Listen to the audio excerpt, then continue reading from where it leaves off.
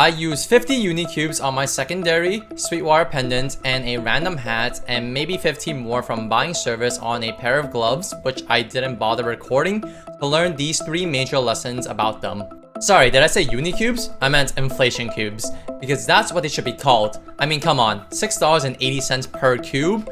That's 1 cup of large bubble milk tea right there, or a grande Starbucks for those of you who are white.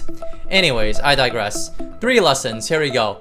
Number 1, don't use these cubes on non-double prime equips. By double prime, I mean double prime of strength, dex, int, luck, whatever your main stat is, attack, boss damage, cooldown reduction, gloves, or other useful lines.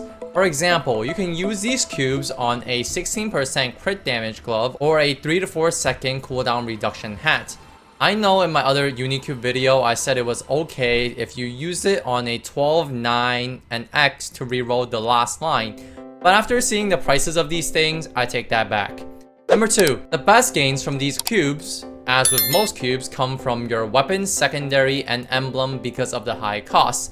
All of these items give either attack lines or boss damage lines, or both, so they give huge boosts for the money that you spend.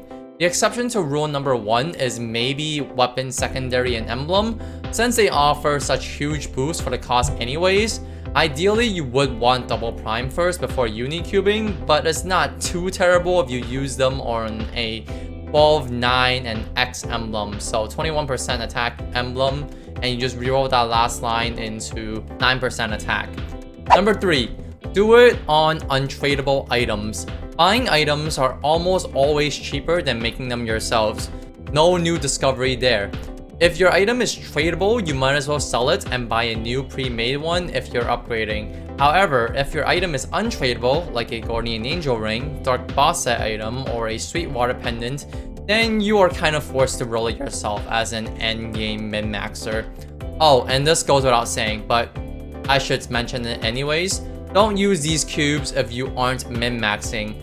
If you want to know more details about these Unicubes and haven't checked out my other video about it yet, be sure to check it out next. Special thanks to M for Murder for supporting the channel. If you want to support me as well and receive a shout out, hit that join button down below, and I'll talk to you all in the next video.